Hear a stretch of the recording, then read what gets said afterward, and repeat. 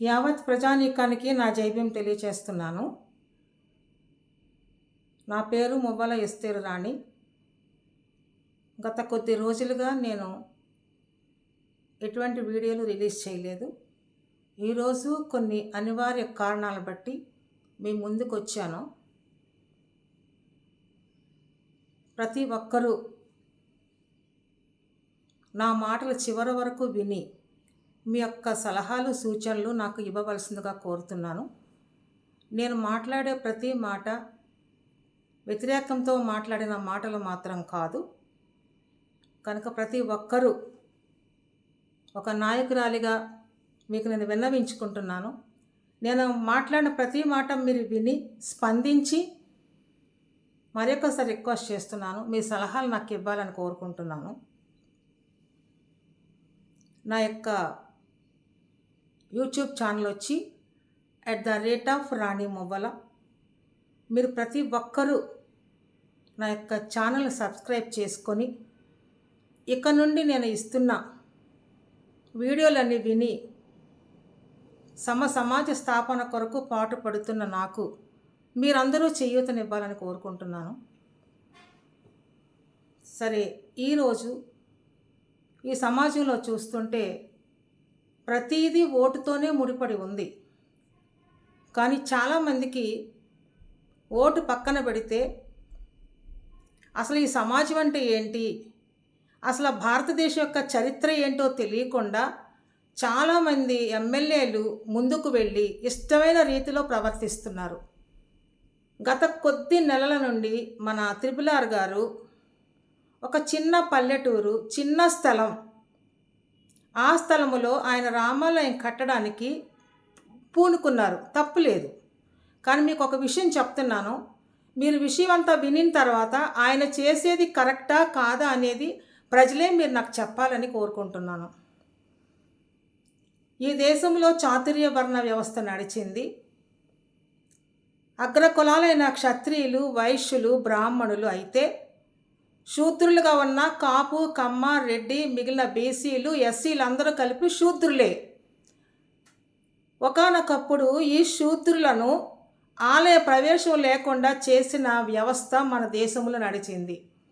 అప్పుడు బ్రాహ్మణులు మాత్రమే ఆధిపత్యం వహించేవారు. దేవాలయ ప్రవేశము అసలు శూద్రులు ఎవ్వరికీ లేదు.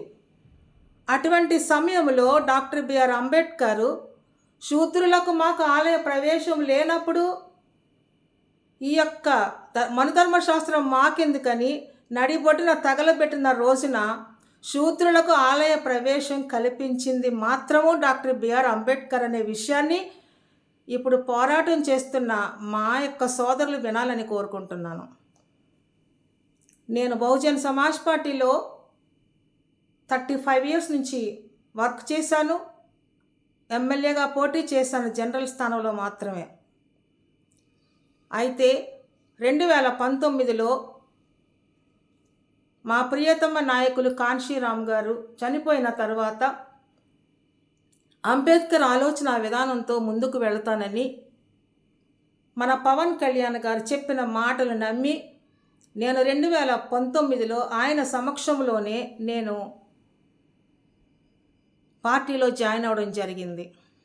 ఇది ఎందుకు చెప్తున్నానంటే, ఇక్కడ కూటమి ప్రభుత్వం చేసింది అని అంటున్నారు కనుక ఇది కూటమి ప్రభుత్వంలో ఉన్న జనసేన నాయకులకు నేను ఒక విన్నవించుకుంటున్నాను. మీరు ఒక్కసారి విని వాస్తవాలు గ్రహించమని కోరుకుంటున్నాను. ఆకివీడులో రామాలయ మందిరం కడతానన్నారు. ఈవేళ పూజలు చేశారు. ఓకే, ఒకప్పుడు ఎస్సీలకు గుడి లేదు, బడి లేదు, రెండూ లేవు. మమ్మల్ని ఆలయానికి కూడా రానివ్వలేదు, ఆలయ ప్రవేశమే లేదు. అలాంటప్పుడు ఆ పల్లెల్లో, చిన్న పల్లెలో అసలు వారికి స్థలాలు కూడా లేవు. కానీ ఒక విషయం గ్రహించాలి, దళితులే ఈ దేశ వారసులు. ఈ దళితుల స్థలాల వెనకాలన్న భూములన్నీ కూడా దళితులవే. దళితులే ఆస్తులన్నీ ఆక్రమించుకున్నారు. చిన్న చిన్న స్థలాలు కలిగిన వాటిని వారికి ఇవ్వడం జరిగింది. అయితే ఈ పల్లెల్లో రాముడి విగ్రహం పెట్టడానికి ఒక పన్నాగం పన్నారు. ఒకటి అడుగుతున్నాను నేను, చిన్న స్థలంలో కట్టి మీరు చేసేదేంటి? అసలు మీరు ఎస్సీలకు ఇళ్ళే ఇవ్వరు, అద్దెకెళ్తే లేరు, మీరు ఎవరు, మీరు ఏమిట్లో అని అడుగుతున్నారు. అటువంటి పరిస్థితులు మాకు ఇల్లు ఇవ్వని మీరు ఒక అగ్రకుల దేవుణ్ణి తీసుకొచ్చి మా దగ్గర పెడితే ఇప్పుడు దానిని ఎవరు పూజిస్తారు? సముద్రంలో కాకిరెట్ట అంటారు కదా, అంత చిన్న పల్లెటూరు మన ఆకివీడు. ఆ పెదపేటలో మరి మన రఘురామరాజు గారు ఎందుకు ఇటువంటి కార్యక్రమాన్ని చేస్తున్నారు నాకైతే అర్థం కాదు. ఆయన ప్రజలను చూడాల్సిన మనిషి, ఆయన స్థలాలు ఇవ్వాలి.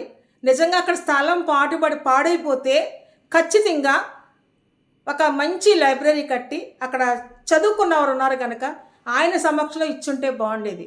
ఎందుకంటే ఎప్పుడైతే గుడికి రానివ్వనప్పుడు, బళ్ళో లేనప్పుడు క్రైస్తవ దొరలు ఈ దేశాన్ని పరిపాలించారు కనుక వారు వచ్చి గుడి ఇచ్చారు, బడి ఇచ్చారు.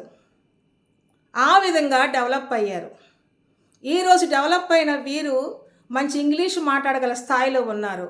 గుడి పెట్టారు, బడి పెట్టారు, ఇంగ్లీష్ మీడియం స్కూల్ ఇచ్చారు, ఒక బ్రతుకునిచ్చారు.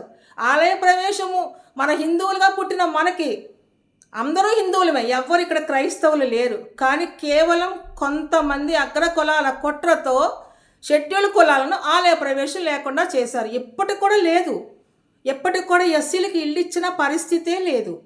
అటువంటప్పుడు ఈ రోజున అక్కడ ఆ రామాలయం కడతానంటే ఆ రామాలయాన్ని చూసే భక్తుడు ఎవ్వరు ఇప్పుడు రాముడిని పూజించరు. ఎందుకంటే మీరు అవసరమైనప్పుడు ఆలయ ప్రవేశం చేయలేదు కనుక. ఈ దేశాన్ని పరిపాలించిన ఆ బ్రిటిష్ ప్రభుత్వం క్రైస్తవ మార్గములను నడిపారు కనుక ఈ రోజున ఎస్సీలు డెవలప్ అయ్యారు. అక్కడితో ఆగల, ఈ క్రైస్తవ మతాన్ని మిగిలిన కులాలు కూడా అవలంబించి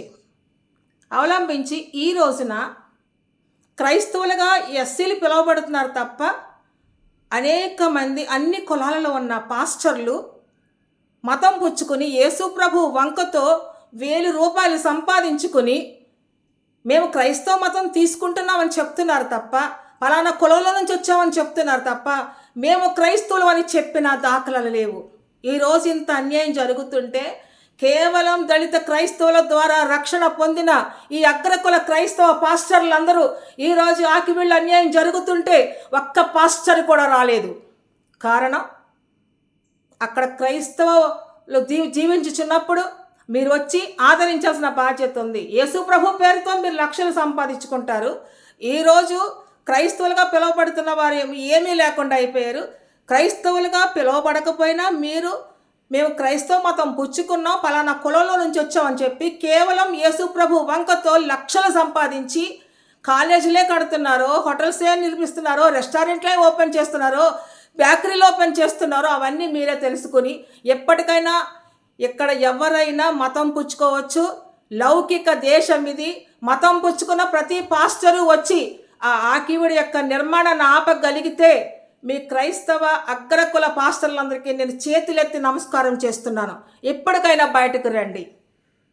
వేసుకునే ప్యాంటు క్రైస్తవులు ఇచ్చింది, మాట్లాడుతున్న మాట ఇంగ్లీషు క్రైస్తవులు ఇచ్చింది, టీవీలు మీరు ఏమైతే వాడుతున్నారో ఈ టెక్నాలజీ అంతా కేవలం క్రైస్తవులు ఇచ్చినయే. ఇవన్నీ కులానికి సంబంధం లేదు. కానీ ఎక్కడ మాత్రం క్రైస్తవులు అంటే ఎస్సీలు మతం తీసుకుంటే కనుక వాళ్ళకేమో ఎస్సీ హోదా కూడా రద్దు చేసేస్తారంట. కనుక ఎక్కువగా మాట్లాడితే మీరు వినరు కనుక ప్రతిరోజు నేను నా యొక్క సబ్జెక్ట్ని మీకు తెలియచేస్తాను. దయచేసి ఇప్పటికైనా జనసేన నాయకులు ఆకివీళ్ళలో ఉంటే వారికి ఒక మాట విజ్ఞప్తి చేస్తున్నాను. ఎక్కడున్నా రాజుల ఆధిపత్యం నడుస్తోంది. మీరు కూడా శూద్రులను మర్చిపోవద్దు. చంద్రబాబు నాయుడు గారు శూద్రులు, మన వైఎస్ జగన్ గారు శూద్రులు. కేవలం అన్ని వర్గాలలో ఉన్న వాళ్ళందరూ అగ్రకులాలు తప్ప మిగిలిన అందరూ శూద్రులే. ఈ శూద్రులందరినీ అంటరాని వారిగా చూచినప్పుడు అంటరాని తనం పోగొట్టిన మన డాక్టర్ బిఆర్ అంబేద్కర్ని గుర్తు చేసుకోవాల్సిన అవసరం ఉంది. అది కాక ఎవరికి ఇష్టమైన మతం వాళ్ళు తీసుకోవచ్చు కనుక తీసుకున్నాం. తీసుకున్న వారిని ఈ రోజున మీరొచ్చి అక్కడ రామాలయం కడతానంటే అది చాలా అవమానంగా ఉంది. మరి నేను 144 సెక్షన్ పెట్టారన్నారు. 144 సెక్షన్కి పెట్టిన తర్వాత నేను వెళ్ళాను. ఈ బిగ్ టీవీ ఇప్పుడు చాలా దారుణంగా వార్తలు ఇస్తుంది. ఆ రోజు బిగ్ టీవీ అతను వచ్చాడు, నేను 144 సెక్షన్ ఇస్తే మీరు వెళ్ళడానికి వెళ్ళలేదన్నారు. ఏమవుతుంది, నేను చూడటానికి వెళ్తాను, మీరు నాకు ఇవ్వండి అని అడిగా. వెళ్ళాను. వెళ్తే బిగ్ టీవీ అతను వచ్చాడు, నేను న్యూస్ ఇస్తుంటే తీసుకోవద్దని ఇన్స్ట్రక్షన్ ఇచ్చారు. బిగ్ టీవీ అతను న్యూస్ తీసుకోకుండా వెళ్ళిపోయాడు. అంటే వీళ్ళు కూడా కొంతమంది అమ్ముడుపోయి ఈ యొక్క దళిత జాతులను ఏడిపిస్తున్నారు. ఇది ఎక్కడితో ఆగదు, అర్థమైందా? మన యొక్క రఘురామకృష్ణరాజు గారిని ఎవరు ప్రోద్బలం చేస్తున్నారో మాకు తెలియదు, కానీ ఆయన కలవటకు 4 సార్లు వెళ్తే ఆయన మధ్యలో ఉన్న కొంతమంది పిఏలు ఏళ్ళ ఆధిపత్యం వహించి ఆయనతో కూడా మాట్లాడకుండా చేస్తారు. ఈరోజు కాళ్ళ రోడ్లో చక్కని వంతెనేస్తున్నారు, చక్కని రోడ్లు ఇస్తున్నారు. ఆయన హయాంలో మేమందరం ఆనందపడుతుంటే, మేమందరం ఆయన కోసం గౌరవించి నడిపించుకుంటుంటే, ఈరోజు ఆయన దళితుల మీద అంత కక్ష ఎందుకు సాధిస్తున్నారో మాకు తెలియదు. మరి చాలామందికి హత్య చేసేశారని 307 కేసు కట్టారు. అంత చంపే అంత దళితులు మా దగ్గర లేరండి. నిజంగా పని జరిగిపోయి ఉంటే సరిపోయేది, జరగకుండా మీరు 307 పెట్టారు, పర్వాలేదు. ఎప్పటికైనా రఘురామకృష్ణరాజు గారిని రిక్వెస్ట్ చేస్తున్నాను, కేవలం పేదలు వారి యొక్క కేసులు పెట్టి వాళ్ళని ఇబ్బంది పెడతాం అనేది పద్ధతి కాదు. మీరు ఏ విధంగా సంతోషంగా ఉంటారో నాకైతే తెలియదు. ఇక్కడే కాదు, ప్రతి చోట కొంతమంది, అందరూ కాదు, కొంతమంది క్షత్రియులు ఆధిపత్యం వహించి కోర్టుల్లో ఉన్న ఆస్తులు కూడా వారి చేతుల్లో పెట్టుకుని రాజకీయాలు చేస్తున్నారు. కనుక మీరు అర్థం చేసుకుని ఎప్పటికైనా దళితులను ఏడిపించవద్దని, ఆ కట్టడం ఆపాలని కోరుకుంటున్నాను. మీకు ఏదన్నా ప్రేమ ఉంటే దళితుల మీద, దాన్ని కట్టడంగా మార్చి ఒక లైబ్రరీ కట్టి ఆ దళితులను ఆదుకోవాలని, వాళ్ళని అవమానపరచవద్దని. ఒకవేళ మీరు గుడి కడతారు, రేపు మైక్ పెడతారు, అల్లరి చేస్తారు, అక్కడ ఒక పంతులు వస్తాడో ఎవరు వస్తారో మాకు తెలియదు, ఒక పంతులు పెట్టి నడిపించుకోండి. అక్కడ ఉన్న జనాంగం మమ్మల్ని సహకరించింది, మాకు సహాయం చేస్తుందని 2 మహిళలు చెప్తున్నారు. అదంతా పూర్తి అబద్ధం.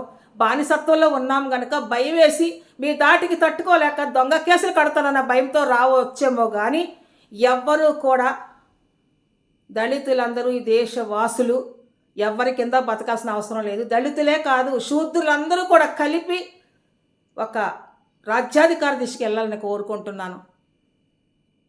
మీ యొక్క సలహాలు సూచనలు నాకు ఇవ్వాలని కోరుకుంటూ, జై భీమ్, జై భారత్.